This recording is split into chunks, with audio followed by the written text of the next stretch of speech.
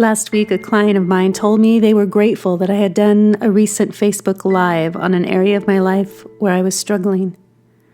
Up until then, they said, they thought I had my life all figured out and that I was kind of perfect. And while I'm proud of the work I've done on myself and in my life, the last impression I would want to leave anyone is that I'm perfect. That's an impression that doesn't allow people to get close to me or have them wanting to share with me their deepest insecurities and dreams.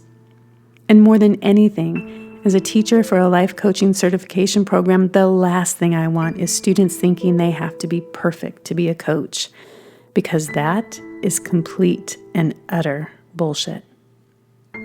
So let me take a few minutes of your time to share a few of my shadows, my imperfections and failures. I earned an F in my high school AP English class. I didn't go to college after high school. I went later in life, but I missed the typical college experience of youth. I married someone that I knew I shouldn't marry because I didn't want to disappoint him or his family. I once walked into a regional employee meeting with over 200 people in attendance with my skirt tucked into my pantyhose. Remember those? Oh, by the way, I wasn't wearing any underwear. I stayed in a job where I was unhappy because I didn't believe I could do anything else. I stayed in a 14-year relationship, not the same man I married, because I didn't want to hurt his feelings only to have him fall in love with someone else.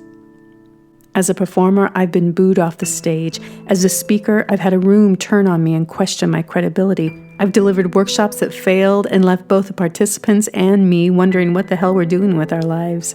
I've delivered keynotes to rooms that couldn't care less and were more engaged with their dried chicken. I've had coaching clients feel that my coaching was such a poor fit that they ghosted after paying. I've had friendships that have ended without me knowing why. This last year, during the pandemic, I felt more depression, shock, and rage than I have ever felt in my life. I've fallen asleep on the couch with the TV blaring more times than I care to admit, and after hiring a private investigator last year, I found my birth mother and wrote her what I thought was a beautiful letter. She never responded.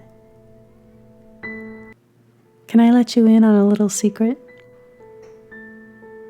It felt really satisfying to write that list. Well, that last bullet point still has a sting to it. But I can reflect on these times and recall many of these incidents as deep embarrassment and emotional pain. The satisfying part is knowing I'm no longer there. See, every one of these moments taught me something, and I am grateful for those lessons. Maybe that's what my client meant when they said it appeared that I had it all together. Because I know that these incidents, they don't define me, they inform me.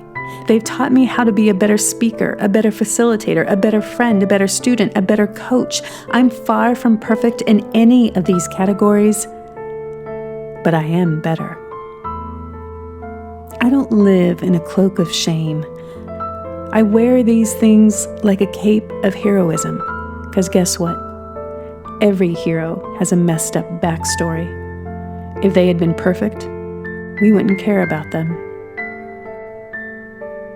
So I want to ask you, what are you hiding from the light? What are you keeping in shame? What are you doing to try to keep yourself looking perfect? And what would happen if you stepped in the light and let go of the shame?